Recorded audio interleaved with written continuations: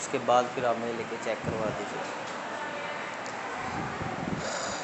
अगर कोई बीच में कोई मसला हो जाए तो आप साथ बता दिया करें इस वीडियो में, ठीक है, अब लेक्चर के दौरान, लेकिन ध्यान आप इधर रखें। चलें बेटा, अब इधर ही आप इसको साथ स्टॉप कर दें। तो बिस्मिल्लाहिर्रहमानिर्रहीम। डियर स्टूडेंट्स, अस्सलाम वालेकुम। एफएससी पार्ट 1 की हमारे पास जो फिज़िक्स है, इसका हम चैप्टर नंबर 2 कर रहे हैं और इसका आज हमने प्रॉब्लम करनी है, प्रॉब्लम नंबर 17 2.7 17।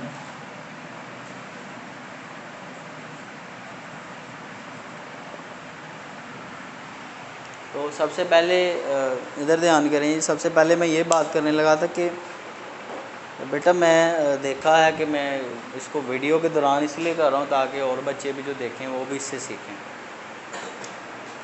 कि मैट्रिक लेवल के ऊपर बच्चे जो होते हैं वो बड़े नंबर ले लेते हैं, 1050 से ऊपर चले जाते हैं, और वही बच्चे जब एफएससी में पहुँचते हैं और उनका रिज़ल्ट आता है तो वहाँ पे वो चोक कर जाते हैं। इसका मतलब ये कि यहाँ पे उन्होंने 1050 नंबर लिए, वहाँ पे जाके वो 820 850 यहाँ तक वो रिस्ट्रिक्ट हो जाते हैं, इतने नंबर मार के उनके आते हैं। वजह क्या होती है? वजह यही है, सब बच्चों के लिए पैगाम है कि मैट्रिक लेवल के ऊपर तो बच्चों के ऊपर सख्ती करके या उन्हें डांट डपट के या टीचर का थोड़ा बहुत डर होता है, बच्चे पढ़ लेते हैं।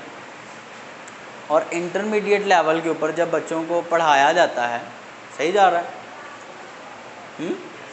जब बच्चों को पढ़ाया जाता है तो अगर सपोज़ को टेस्ट दिया जाए, जैसे मैंने आपको आज टेस्ट दिया था, तो बच्चे फिर उसको ना पसे पुश्त डाल देते हैं, उसको पेंडिंग रख देते हैं, चलें भी कल कर लेंगे।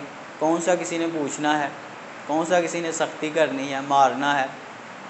अब वो एक दिन का काम तो चलें गलती हो गई, ठीक है, वो फिर बंदे के अंदर ना वो उसकी फितरत में, उसकी पर्सनैलिटी में डिसऑर्डर आ जाता है, उसमें ये उसके अंदर ये खामी पैदा हो जाती है। वो फिर चीज़ों को पसे पुश्त डालना शुरू कर देता है। वो फिर अगले दिन भी यही सोचेगा, चलें यार आज का काम भी कल कर लूँगा, उससे अगले दिन भी फिर यही करते करते आपका पूरा चैप्टर हो जाएगा और बच्चा इसी टेंशन में, इसी दिमाग के साथ चल रहा है कि कल कर लूँगा कल कर लूँगा। एक दिन ऐसा आएगा बेटा उसके ऊपर पूरा वो चैप्टर का जब बर्डन आएगा तो वहाँ पे वो इतना प्रेशर हैंडल नहीं कर पाएगा। तो at the end of your जो आपका सेशन है, पूरा एक साल होता है, जब आप बेटा बच्चे इसी मेंटालिटी के साथ चल रहे होते हैं कॉलेज लेवल के ऊपर ख़ास तौर पे कि कल कर लेंगे कल कर लेंगे, खैर है मैं लायक हूँ, मैंने मैट्रिक में इतने नंबर ले लिए तो मैं आगे भी पता नहीं क्या कर दूँगा। ऐसे कुछ भी नहीं होता। मैट्रिक में आपके नंबर इसलिए आए हैं क्योंकि आपने वहाँ मेहनत की थी, डेली आपको पूछा गया था, सख्ती की गई आपके ऊपर, ये जैसे भी, लेकिन वो डेली रूटीन के साथ आपने काम किया। इसी तरह बेटा कोशिश करें कि एफएससी लेवल के ऊपर जब आप कॉलेज की क्लासेस ले रहे हैं तो उसमें भी अपनी हैसियत के मुताबिक, हैसियत वाला वर्ड इसलिए यूज़ कर रहा हूँ कि कुछ बच्चे ज़्यादा कर सकते हैं, कुछ कम कर सकते हैं, तो अपने मेंटल जो लेवल है आपका जो कैलिबर है उसके हिसाब से आप थोड़ा थोड़ा लाजमी करते रहें। एक रवानी जब चलती रहती है तो पानी एक मौज बन के चलता रहता है और फिर ही उसके अंदर जान होती है। और अगर पानी कहीं ठहर जाए वो तो एक तालाब बन जाता है ना, कीचड़ बन जाता है कि नहीं। तो अपने आप के अंदर वो मौज पैदा करें, अपने आप को कंटिन्यूटी के अंदर रखें, मुसलसल डेली अपना काम जो उसको करें। और इंशाल्लाह बेटा जो बच्चे मैट्रिक में 1050 नंबर ले सकते हैं, अगर वो सिंसेरिटी के साथ और कमिटमेंट के साथ अगर वो इंटरमीडिएट लेवल के ऊपर भी अगर वो कमिटमेंट शो करें तो वही बच्चे बोर्ड में भी क्या पता पोजीशन अपनी बना सकते हैं। तो सिर्फ फ़र्क इस चीज़ का है कि कुछ बच्चे कॉलेज लेवल के ऊपर खुद को रिलैक्स कर देते हैं, कुछ बच्चे ऐसे मैच्योर होते हैं जो कि खुद को मैट्रिक के हिसाब से वैसे ही अपने आप को रूटीन में जारी रखते हैं, अपना काम कंटिन्यू रखते हैं, डेली बेसिस पे काम करते हैं। कोई उनसे सुने या ना सुने, कोई उनसे पूछे या ना पूछे, लेकिन उन्होंने अपना काम पूरा करके आना होता है। ठीक है बेटा, तो ये सब स्टूडेंट्स के लिए मैसेज है। अपने खुदारा अपने वालिदैन के जो पैसे हैं उनको भी हलाल करें, अपना टाइम भी ज़ाया ना करें, अपना मुस्तकबिल जो है उसको भी ख़तरे में ना डालें। क्योंकि बेटा अगर आप थोड़ी सी कमिटमेंट शो करें, यकीन माने आप में से जो भी बच्चा रेगुलर काम करेगा वो आगे जाके बड़े बड़े इम्तिहान पास कर सकता है, क्योंकि उसके अंदर एक डेली काम करने वाली उसके अंदर एक हैबिट बन चुकी होगी। ठीक है कि नहीं? तो बहरहाल नेक्स्ट टाइम के लिए इस तरह की आपने इररिस्पॉन्सिबिलिटी शो नहीं करनी कि काम को आप पसे पुश डाल दें, पेंडिंग कर दें। तो प्रॉब्लम नंबर 17 है बेटा हमारे पास 2.17 कह रहा है a spherical ball of weight 50 newton. हमारे पास एक बॉल है, उसका वेट कितना है बेटा 50 न्यूटन है। बड़े गौर से हाफिज़ साहब आपने इसको समझना है, क्योंकि ये थोड़ी सी कंसेप्चुअल है। डायग्राम को अगर आप गौर से देखें जो आपकी बुक पे बनाई गई है, एक बॉल है हमारे पास, ठीक है जी। उस बॉल का जो वेट है, क्या है उस बॉल का वेट? आपको पता है किसी भी चीज़ का जो वेट है वो किधर को एक्ट करता है? डाउनवर्ड एक्ट करता है। किधर को एक्ट करता है? डाउनवर्ड। उस बॉल का जो वेट है वो डाउनवर्ड, सेंटर ऑफ ग्रेविटी के ऊपर उसका वेट डाउनवर्ड एक्ट कर रहा है सेंटर से। अब उसके बाद आगे क्या कह रहा है? कह रहा है कि उस बॉल का जो रेडियस है, क्या चीज़ है बेटा? उसका रेडियस कितना है? 20 सेंटीमीटर है। कितना रेडियस है बेटा? 20 सेंटीमीटर है। आगे क्या कह रहा है? आप अगर फिगर को देखें तो उसने बनाया हुआ है कि आप इस जो रेडियस था इसके हाफ से यहाँ पे आप लगा रहे हैं एक फोर्स। क्या लगा रहे हैं? एक फोर्स लगा रहे हैं। आप सब क्या लगा रहे हैं? एक फोर्स। ये हमारे पास एक फोर्स है जो इस रेडियस के, ये जो सर्कल, ये स्फीयर सा बन रहा है, बॉल बन रही है, इसके सेंटर से आप वो फोर्स लगा रहे हैं। यानी कि इस बॉल को इधर से पकड़ के आप खींच रहे हैं, या समझ लें कि इधर से आप फोर्स लगा रहे हैं ऐसे, ठीक है। यहाँ पे आप फोर्स एक्सर्ट कर रहे हैं। उसके बाद आगे का कह रहा है? कह रहा है कि इस बॉल के सामने आपने क्या किया हुआ है? इसको एक ज़ाहिर है ये एक फ्लोर के ऊपर पड़ी हुई है, किसी ज़मीन के ऊपर पड़ी हुई है, ग्राउंड के ऊपर। इसके सामने आपने एक रखी हुई है बेटा, क्या स्टेप एक रखा हुआ है, एक चबूतरा समझ लेने के, एक कोई इसके सामने ऑब्स्टेकल आपने रखा हुआ है, यानी कोई ईंट समझ ले रखी हुई है, ठीक है कि नहीं। अब उसने आगे का क्या है कि इस ईंट की जो हाइट है, मैं इसको थोड़ा छोटा कर लेता हूँ क्योंकि बुक पे थोड़ी सी छोटी है। इस स्पोर्ट की या इस लिफ्ट जो भी ये चीज़ पड़ी हुई है, ऑब्स्टेकल ये पड़ा हुआ है, इसकी यहाँ से लेके यहाँ तक जो हाइट है वो कितनी मेंशन है बेटा? 5 सेंटीमीटर। कितनी हाइट है? 5 सेंटीमीटर। आप अगर बेटा देखें यहाँ से लेके यहाँ तक 20 सेंटीमीटर बनेगा ना, ये भी तो रेडियस ही है, ये भी क्या है हमारे पास? ये भी 20 सेंटीमीटर है। आप अगर इधर मिला लें इसको तो ये कितना बन रहा है? यहाँ से लेके यहाँ तक ये बेटा कितना बन रहा है? 5 सेंटीमीटर। कितना बन रहा है? 5 सेंटीमीटर। अब अगर ये टोटल 20 था, ये टोटल कितना था?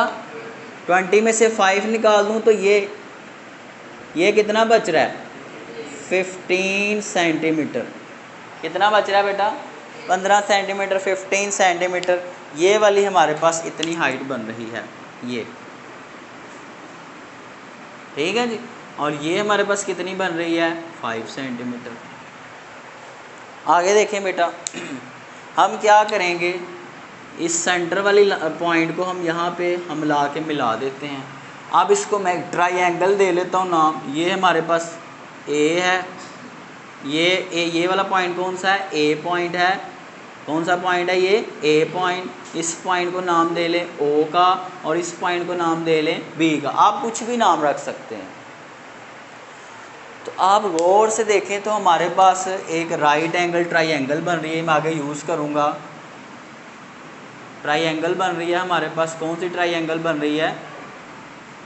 Right angle triangle. और कौन सी है? ए ओ बी। कौन सी राइट एंगल ट्रायंगल है? ए ओ बी। हो सकता है किसी बुक पे और उसने नाम रखे हो तो उससे कोई फ़र्क नहीं पड़ेगा। बहरहाल आगे बढ़ते हैं। अब वो क्वेश्चन क्या कर रहा है? क्वेश्चन ये कर रहा है कि ये स्फीयर, ये बॉल इधर पड़ा हुआ है, इस बॉल को आपने पुश करना है, इधर से धक्का लगाना है और वो फोर्स इधर को लगानी है, आपने इस पॉइंट के ऊपर लगानी है। ये फोर्स कितनी हम लगाएं, ये फोर्स कितनी हम लगाएं कि ये बॉल आपका, ये स्फीयर आपका यहाँ से मूव करके इस लिफ्ट के ऊपर या इस स्पोर्ट के ऊपर आ जाए, कि यहाँ से मूव करवा के हमने इसको इसके ऊपर चढ़ाना है। बात समझ आई है? इसके ऊपर चढ़ा के इसको आगे जैसे भी इसको मूव करवाना है। अब अगर आप गौर से देखें तो अगर ये मेरे पास था, स्फीयर इधर पड़ा हुआ था, यहाँ से मैंने इसको घुमा के आगे लेके आना है, तो यही पॉइंट इसका बन रहा है एक्सिस ऑफ रोटेशन, कि यहाँ से घुमाऊँगा, ऐसे घूमेगा ना ये स्फीयर, ऐसे। तो ये जो पॉइंट है हमारे पास बेटा, ये वाला ए पॉइंट जो है यहाँ पे, ये क्या बन रहा है, पॉइंट ऑफ एक्सिस बन रहा है। तो पॉइंट ऑफ रोटेशन या उसको एक्सिस ऑफ रोटेशन भी आप कह सकते हैं। अब इस पॉइंट के गिर्द आपकी बॉडी रोटेट करेगी। अब हमने फाइंड ये करना था कि यहाँ पे कितनी फोर्स लगाएं कि आपका स्फीयर यहाँ से मूव करके आगे को आए। अब मैंने अभी बताया कि जब हम इसको यहाँ से पुश करेंगे तो ये इस तरह घूम के आगे ही आएगा ना, इस तरह घूमेगा कि नहीं घूमेगा। अब इस पॉइंट के गिर्द ये सारा का सारा घूमेगा। अब जब को बॉडी रोटेट करती है, घूमती है, तो उसमें हम कहते हैं क्या प्रोड्यूस हो गया, टार्क प्रोड्यूस हो गया। क्या प्रोड्यूस हो गया बेटा, टार्क। अब हम उस टार्क वगैरह का कॉन्सेप्ट यूज़ करके हम इसको सॉल्व करेंगे। अब हमें ये फोर्स फाइंड करनी है, तो फोर्स के लिए आगे बढ़ते हैं। सबसे पहले डाटा बना लें, आप डाटा बना लें कि वेट हमारे पास जो स्फीयर का है वो बेटा कितना है। स्फीयर का वेट था हमारे पास 50 न्यूटन। 50 न्यूटन कितना वेट था, 50 न्यूटन। अब बेटा वो कह रहा था कितनी फोर्स हम इधर से लगाएंगे ये स्फीयर आगे को मूव कर जाएगा। और आगे बढ़ते हैं ज़रा। अब बेटा जी सॉल्यूशन, यहाँ पे टार्क प्रोड्यूस हो रहा है, तो टार्क के मुतालिक हमारे पास एक सेकंड कंडीशन है इक्विलिब्रियम की, है कि नहीं। तो वो कंडीशन हम ज़रा इधर इम्प्लीमेंट करते हैं। By second condition of equilibrium, और हमें ये बताती है कि sum of all the torques acting on a body must be equal to 0। किसके इक्वल होना चाहिए, 0 के। अब देखें, अब हम टार्क की तरफ जाते हैं, तो टार्क हम कैसे फाइंड करेंगे। पहले तो रोला वो हल करते हैं ना। पॉइंट ऑफ रोटेशन ये है कि जिस पॉइंट के गिर्द बॉडी रोटेट कर रही है। अब मैंने आपको बताया कि अगर रॉड को इधर अटैच किया, ये है पॉइंट ऑफ रोटेशन या एक्सिस ऑफ रोटेशन, वहाँ से जितना दूर आप जाएंगे वो आपका क्या होता है, आर, मोमेंट आर्म। और वहाँ जितनी भी आप फोर्स लगाते हैं वो आपके पास क्या होता है, एफ। तो जब आर क्रॉस एफ करते हैं तो हमें क्या मिलता है, टार्क मिलता है। यही हम इधर करेंगे तो हम देखेंगे यहाँ पे एक फोर्स ये एक्ट कर रही है, ये स्फीयर को इस तरह घुमाने की कोशिश कर रही है, जब इधर को एक्ट करेगी, है कि नहीं। तो एक ये फोर्स एक्ट कर रही है, यहाँ पे रोटेशन हो रही है कौन सी, क्लॉकवाइज। कौन सी बेटा, ये जो फोर्स है। अब ये क्या करेगी, ये स्फीयर को ऐसे रोटेट करेगी, वो इधर से पकड़ के ऐसे रोटेट करेगी ना। पॉइंट पिक कर रहे हैं। तो ये कौन सी रोटेशन है, ये है एंटी क्लॉकवाइज रोटेशन। अब दोनों की डायरेक्शन क्या ऑपोजिट है, एक को प्लस ले लेंगे, एक को नेगेटिव ले लेंगे, क्योंकि दोनों वेक्टर्स है ना, टार्क वेक्टर है। अब आगे बढ़ेंगे। अब मैंने जो कॉन्सेप्ट बताया इधर कि टार्क फाइंड करने के लिए एक तो आर चाहिए होता है और एक हमें एफ चाहिए होता है। अब अगर ये वाला जो टार्क है, जो क्लॉकवाइज टार्क प्रोड्यूस हो रहा है इस फोर्स की वजह से, वो फोर्स तो हमें पता है कि फोर्स ये है। अब उसका आर मोमेंट आर्म भी देखना पड़ेगा। उसका मूवमेंट आर्म देखें, ये था एक्सिस ऑफ रोटेशन, ये पॉइंट जो है, तो यहाँ से लेके यहाँ तक यही डिस्टेंस नहीं बन रहा इसका आर, इस फोर्स का। अब ये आर एक्चुअली इसके बराबर है, ये जो ट्राइंगल के नीचे वाली साइड बन रही है उसके बराबर है कि नहीं। अब ये डिस्टेंस कितना है उसका हमें पता नहीं है। यहाँ से लेके यहाँ तक ये तो रेडियस ही नहीं बन रहा, तो ये तो हमें पता है 20 सेंटीमीटर ही बनेगा, ठीक है। साथ इसका भी पता है कि 15 सेंटीमीटर है, इसका भी पता है। अब इसको हम फाइंड कर लेते हैं, राइट एंगल ट्राइंगल लगा लेते हैं, पाइथागोरस थ्योरम लगा लें इधर पे। चलें लगाते हैं। बाय पाइथागोरस थ्योरम, तो मैं थ्योरम ज़रा इधर लगाने लगा हूँ। तो वो थ्योरम ये बताता है हमें कि ए बी का जो स्केयर है, ये हाइपोटेन्यूज का स्केयर, वो किसके इक्वल होता है? बेस का स्केयर। बेस हमारे पास क्या है? ओ ए ओ है, या ओ ए कह लें, जो मर्जी कह लें।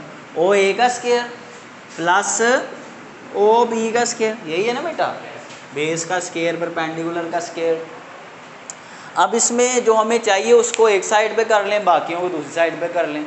हमें चाहिए क्या बेटा? इधर हमें चाहिए ए ओ चाहिए, या ओ ए कह लें, उसको चाहिए। अब ओ ए उधर ही रहने दें, ये ए बी का स्केयर इधर से उधर, बल्कि इसको लेके आएंगे, इधर शिफ्ट करेंगे क्योंकि ये इधर पड़ा रहेगा। ये ओ बी का स्केयर इधर प्लस हो रहा है, इधर क्या हो जाएगा? माइनस। ए बी का स्केयर माइनस ओ बी का स्केयर। आप सब बात समझ आई? अब हमारे पास वैल्यूज़ हैं, हम वैल्यूज़ पुट करते हैं, अपना वो आर निकाल लेते हैं, ये जो हमें चाहिए आर, ये वाला इतना। अब ए बी हमारे पास कितना है? ए बी है 20 का स्केयर, माइनस ओ बी कितना है भाई? ओ से बी था क्या? 15 का स्केयर। करें ज़रा, उसमें से माइनस ये भी करें, फिर इधर जी 144 175। अब स्केयर आ रहा है ना इधर, स्केयर को ख़त्म करें, क्या लेंगे? Square root. बताएं जी, ओ ए फिर किसके इक्वल आ रहा है? 13.22। ये आया है सेंटीमीटर में, किस में आया है? इसको मीटर में कर लें फिर, क्योंकि हम आर किस में लेंगे? मीटर में लेंगे। तो मीटर में बेटा कैसे करते हैं? 100 से डिवाइड कर देते हैं। करें ज़रा जी, 0.13 सेंटीमीटर में। अब किस में चला गया? ये मीटर में कन्वर्ट हो चुका है। तो हमारे पास ये जो आर था वो तो आ गया, क्लियर हो गया जी। अब इस साइड वाली हम टार्क फाइंड कर सकते हैं, क्योंकि आर भी एफ भी है। अब जाते हैं ऊपर वाली फोर्स की तरफ। अब ये था हमारे पास पॉइंट ऑफ रोटेशन, तो वहाँ से हम गए हैं ऊपर, ये नहीं बन रहा, और यहाँ से यहाँ तक ये नहीं डिस्टेंस बन रहा, फोर्स ये लग रही है और ये आर बन रहा है सारा। क्लियर होगी बात? अब इस आर में देखें क्या क्या आ रहा है, गौर से आपने ज़रा देखना है। इस आर में ऊपर वाला यहाँ पे उसने लिखा हुआ था 10, कितना लिखा हुआ था? 10 लिखा हुआ था ना। यहाँ से लेके यहाँ तक ये आ रहा है 10 सेंटीमीटर। और ये नीचे वाला कितना था? बाकी और हमारे पास कौन सा? ये यहाँ से हमने देखना है ना, यहाँ से लेके यहाँ तक, या यहाँ से यहाँ तक कह लें, नीचे 15 आ रहा है, समझ आ रही है? ये 15 है, तो 15 जमा 10 करेंगे तो कितना बन जाएगा? 25। कितना बन जाएगा? 25। तो दूसरा जो हमारे पास डिस्टेंस बन रहा है वो हम कह सकते हैं वो हमारे पास 25 सेंटीमीटर बन रहा है। कितना बन रहा है? 25 सेंटीमीटर। उस सेंटीमीटर को भी मीटर में कर लें, डिवाइडेड बाय 100 करें जी भाई। 25 को 100 से तकसीम करें, शाबाश बताएं। 0.25 0.25 ना करो, 0.25 कर लो, या 25 कर लो मीटर, चलें जी, या 0.25 चलें भाई। ये हमारे पास इस फोर्स का भी मूवमेंट आ गया, इसका भी। अब इधर वाला भी आर क्रॉस एफ करके इधर वाली भी टार्क निकाल सकते हैं, इधर वाली भी निकाल सकते हैं। तो अब मैं वो फर्स्ट कंडीशन जो मैंने ऊपर लिखी थी वो मैं ज़रा इधर इम्प्लीमेंट करने लगा हूँ। तो अब आप गौर से ज़रा देखिएगा। देखें जी, मैंने ऊपर लिखा था कि सम ऑफ टार्क हमारे पास 0 के इक्वल आएगा। तो चले मैं इधर ज़रा टार्क सारी लिखने लगा हूँ। ये देखें, ये फोर्स हमारे पास कितनी थी? 50 थी। ये वाली फोर्स कितनी थी? 50 न्यूटन। तो 50 मल्टीप्लाई आर क्रॉस एफ होता है ना, ये एफ है तो अब उसका आर भी लिख लें। आर कितना है हमारे पास आया, ये वाला आर 0., ठीक है बच्चों। अब देखें, अगर एक तार को पॉजिटिव लेंगे, एक क्लॉकवाइज है दूसरी एंटी क्लॉकवाइज, तो दूसरी को क्या लेंगे, नेगेटिव। समझ आ रही है साथ बात। दूसरी हमारे पास नेगेटिव आ जाएगी, और दूसरी की फोर्स कितनी है वो हमें पता नहीं, लेकिन उसका आर तो हमें पता है। आर कितना है उसका 0.25 मीटर, इक्वल किसके होगा, 0 के। ठीक है जी। अब ज़रा ये सारा सॉल्व करें। ये -f वाली टर्म उधर लेके जाएंगे, उधर जा क्या हो जाएगी, प्लस। तो ये इस तरह बनेगा। स्टेप मैं इधर करने लगा हूँ कि पहले इन दोनों को मल्टीप्लाई करें। 50 × 0.1322 6, अच्छा जी। ये टर्म इधर माइनस और इधर जा क्या हो जाएगा, प्लस। f 0.25, ठीक है बेटा। ये 0.25 इधर मल्टीप्लाई और इधर आ क्या हो जाएगा, डिवाइड हो जाएगा। उधर पीछे f ही रह जाएगा अकेला, वही हमें फाइंड करनी थी।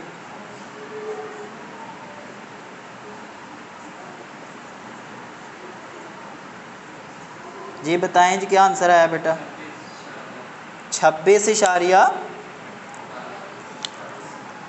तो f = 26.44।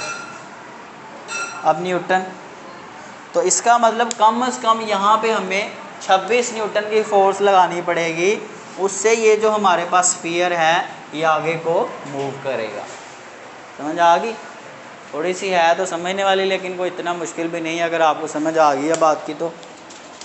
अच्छा जी, इसके बाद एक आखिरी आज की आपका प्रॉब्लम वो भी कर लेते हैं बेटा, फिर मैं जाता हूँ। वो क्या कह रहा है हमारे पास, ज़रा केस को समझें। प्रॉब्लम नंबर 18 है बेटा। कह रहा है कि आपको एक डायग्राम दी गई है, आप गौर से देखें। ये हमारे पास एक वॉल है, एक दीवार है। क्या है, एक दीवार, ठीक है जी। उस दीवार के साथ आपने क्या किया है, एक आपने बांधी है रस्सी, स्ट्रिंग। उस स्ट्रिंग को फिर आपने अटैच किया हुआ है एक स्फीयर के साथ। किसके साथ, एक स्फीयर के साथ। वो स्फीयर जो है वो दीवार के साथ टच हो रहा है।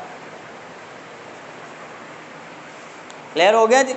वो स्फीयर की जो ये स्ट्रिंग है हमारे पास, ये जो रस्सी थी बेटा, ये दीवार के साथ एंगल कितना बना रही है उसको भी ज़रा देख लें। कितना बेटा, 30 डिग्री। यहाँ पे जो एंगल बन रहा है वो है 30 डिग्री। ठीक हो गया जी। अब आगे देखें, नेक्स्ट वो क्या क्या रहा है, इस स्फीयर का, इस बॉल का जो वेट है अपना वो कितना है बेटा जी, 10.0 न्यूटन, 10 न्यूटन चलें। तो डाटा में हमारे पास दो चीज़ें आ गई हैं। क्या क्या है, एक है वेट 10 न्यूटन और दूसरा एंगल आया है थीटा 30 डिग्रीज। कितना एंगल आया है, 30 डिग्रीज। अब रस्सी में आपको पता है टेंशन ही होती है ना, ठीक है आप साहब। अब आगे देखते हैं हमारे पास क्या क्या रहा है। कह रहा हमने इसको बांध दिया, ये सारा कुछ कर दिया। Find the tension in the string and the force exerted on the sphere by the wall.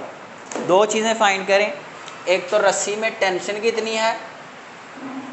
अब ये स्फीयर जब बॉल के साथ, दीवार के साथ लग रहा है आपका स्फीयर, तो वॉल ज़ाहिर आगे से इस स्फीयर के ऊपर क्या लगा रही है, एक फोर्स भी तो लगा रही है ना।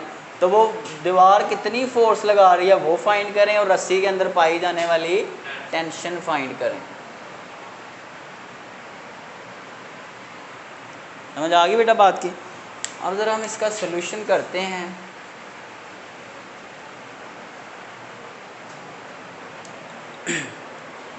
देखें, सबसे पहले तो हमारे पास जो टेंशन है वो कुछ एंगल पे है। क्या है हमारे पास, कुछ वो एंगल पे है। अब इसमें देखें हमारे पास क्या होगा। देखें, ये इस तरह से बन रही है, ये हमारे पास टेंशन है, टेंशन को हम दो कंपोनेंट्स में रिजॉल्व कर सकते हैं, T sine theta and T cos theta, है कि नहीं। तो यहाँ पे भी मैं क्या करने लगा हूँ, इसके दो कंपोनेंट्स बनाने लगा हूँ, एक इधर को बन जाएगा और एक हमारे पास ये बन जाएगा। समझ आ रही बेटा बात की, ठीक है। अब इसमें हमारे पास है क्या कि इसको आप कह लें ये हमारे पास एक कॉज वाला था, एक साइन वाला था, इनमें से एक कंपोनेंट साइन वाला बनेगा, कॉज वाला बनेगा, ये मेरा ख्याल है बनेगा टी कॉस थीटा। ये कौन सा कंपोनेंट बनेगा, टी कॉस थीटा, और ये बनेगा हमारे पास टी साइन थीटा। कौन सा कंपोनेंट, साइन थीटा, यानी कि ये इस टेंशन का वाई कंपोनेंट बनेगा और ये इस टेंशन का एक्स कंपोनेंट बनेगा। अब आगे देखते हैं ज़रा हमारे पास क्या है। अब ज़रा गौर से देखें, अगर हम यहाँ पे कंडीशन लगाएं अकॉर्डिंग टू फर्स्ट कंडीशन, जी क्या हुआ है, नहीं बेटा देखें आप जो कन्फिग्रेशन इसकी देखें ना डायग्राम की, उसके हिसाब से लाजमी नहीं कि आपका उधर, अगर आप इसको पकड़ के घुमा दें इस तस्वीर को, ये जो मैंने आपके सामने बनाया है, आप इसके हिसाब से देख रहे हैं कि आपका माइंड पिक कर रहा है कि ऊपर वाला हमेशा वाई होता है। अगर आप इसको पकड़ के ऐसे रोटेट कर दें, बात समझ आई है, तो फिर टी इधर आ गया टी साइन थीटा, तो आप कहेंगे नहीं सर ये तो एक्स वाला बन रहा है। नहीं, इस फिगर के अंदर ये वाला कंपोनेंट इसका कॉस थीटा वाला बन रहा है और ये कंपोनेंट इसका साइन थीटा वाला बन रहा है, ठीक है कि नहीं। बहरहाल देखते हैं करके, अगर ना हुआ तो फिर चेंज कर लेंगे, ठीक है। बहरहाल हमारे पास क्या, अकॉर्डिंग टू फर्स्ट कंडीशन, तो फर्स्ट कंडीशन के मुताबिक हमारे पास क्या होगा जी, देखें फर्स्ट कंडीशन ये बताती है कि sum of all the forces किसके इक्वल होता है, वो ये भी तो बताती है कि sum of all the X components 0 और sum of all the Y components वो भी क्या होता है, 0 होता है। तो देखते हैं बेटा हमारे पास क्या बनेगा। तो पहले हम एक्स कंपोनेंट्स को चलें देख लेते हैं,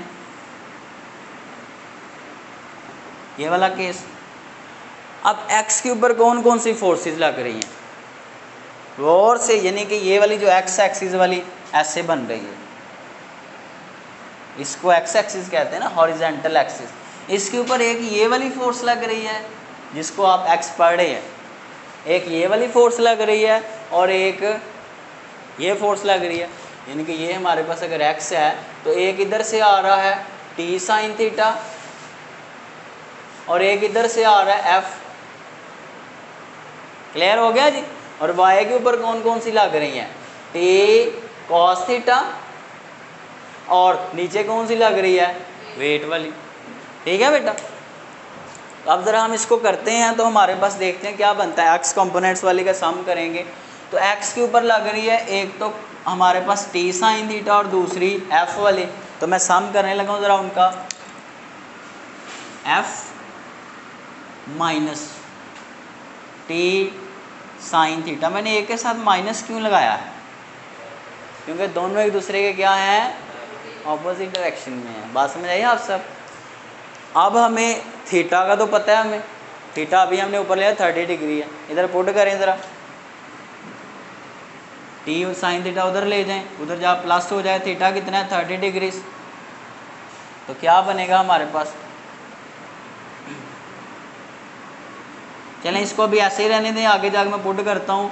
तो टी वैसे इसका आप आंसर बता दें अगर बताना है आपने, 0.5। अब आगे देखें ज़रा, अभी तक हमारे पास इसमें से कुछ भी आंसर नहीं आया, न एफ आया ना टी आया, क्योंकि दोनों में ये चीज़ मिक्स हो रही है। अब ज़रा सेकंड कंडीशन लगाते हैं, सॉरी वो वाई कंपोनेंट वाला देखते हैं, उसमें से कुछ ना कुछ हो सकता है निकल आए, फिर वो इधर पुट करेंगे तो दोनों आ जाएंगे, ठीक है। अब वाई कंपोनेंट्स के लॉन्ग कौन कौन सी फोर्स लग रही है, वाई के लॉन्ग एक लग रही है टी कॉस थीटा और एक लग रही है वेट वाली, T cos theta minus weight equals to 0, है कि नहीं। तो टी कॉस थीटा कितना है, ये वेट उधर जा प्लस हो जाएगा, तो उसकी मैंने वैल्यू पुट कर दी, ठीक है। cos 30 का बताएं क्या आ रहा है? 0.86। तो 10 को डिवाइड कर दें 0.86 से। चलें जी 86 वाला कर लो।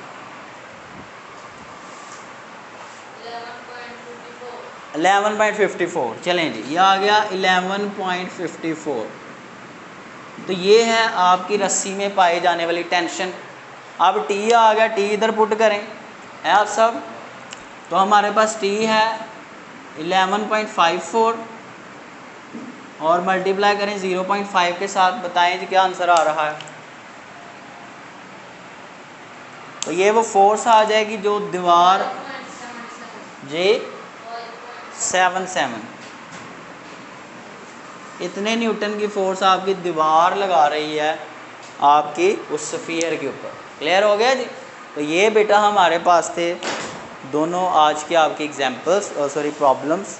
तो अब एक दो एग्जांपल रह गए, इंशाल्लाह उसको हम कल कंप्लीट करेंगे और ये हमारा चैप्टर कंप्लीट हो जाएगा। आई होप आपको समझ आ गई होगी। ठीक है कि नहीं? अब इसको नोट कर लें, अपना ख्याल रखें जी। अल्लाह हाफ़िज़। चलें।